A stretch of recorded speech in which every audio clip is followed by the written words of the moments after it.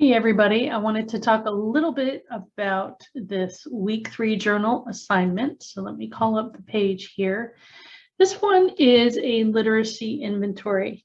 So as you know, in week 3, we are actually starting to read more academic writings from academic journals.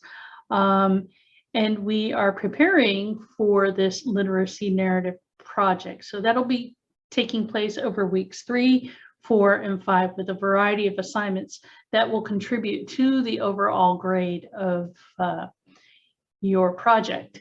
So this week we have Journal 2, which is a literacy inventory. And again, this is taken from the book. It's kind of as a stepping stone to the final project.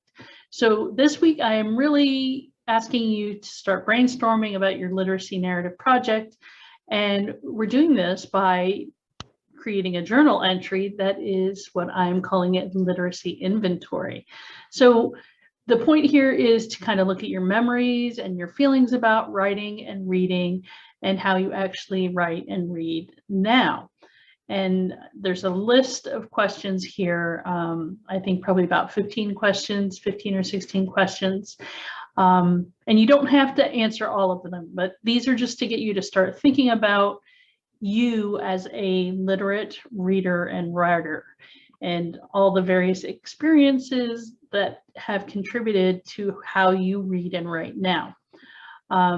So as I said, it's helpful to answer all these questions, but I don't want you to feel like you have to answer them all, especially if some of them just don't apply to your own particular situation. So I'm not going to read through the list of questions. You can see them there, but I do want to call attention to the submission guidelines. So some of you have asked me with the previous journal entry about how long should it be, how many words, how many pages, what have you. And really for these journals, because they are low stakes, informal writing assignments, I really don't have a word limit or a page limit. You use as many or as few words as it takes for you to start thinking about the prompt, right? For some of you, it may be very few words. For others, you may be very detailed and write whole paragraphs about things, and that's fine. I will look at them, and if I feel motivated to make some comments and provide some feedback on your journals, I will. Don't expect that I will comment on every single question that you answer, but I will give you a little bit of free feedback because I think this activity is important to help you start thinking and brainstorming and moving in the direction of the longer essay project. So what I am asking you to do is to try to answer at least 6 of the questions and to answer them in at least 1 or more complete sentences, okay? You can think of the assignment as a place for you to brainstorm the ideas or as a pre-rough draft. If you want to start developing some of those questions into paragraphs, that's fine. You know, it really depends on how much time you have. I know that you're all busy with your other classes and with life and with work and, you know, all the other things that you do as students. Some of you may be caring for families. So, you know, whatever amount of time, at least take a look at 6 of the questions, at least write 6 sentences. That is the bare minimum. You can, of course, write more. You can answer all the questions.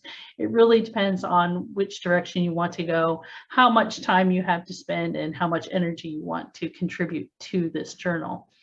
So if you prefer to talk through the questions instead of write them out, I am open to you recording an audio or a video file to upload. Some of you just don't want to be able to type things. You may want to just think about it and, you know, just spew out some thoughts. That's fantastic. You know, if that's a way that you can compose and get your thoughts together, go for it. I am open to having you do an audio or a video file you can upload. I do ask you that you limit your recordings to about 10 minutes. Otherwise, I'm going to be swamped if everybody decides to do an audio or a video. But yeah, so the format, you can submit it as a text entry or a media recording or a file upload, you know, in a text document.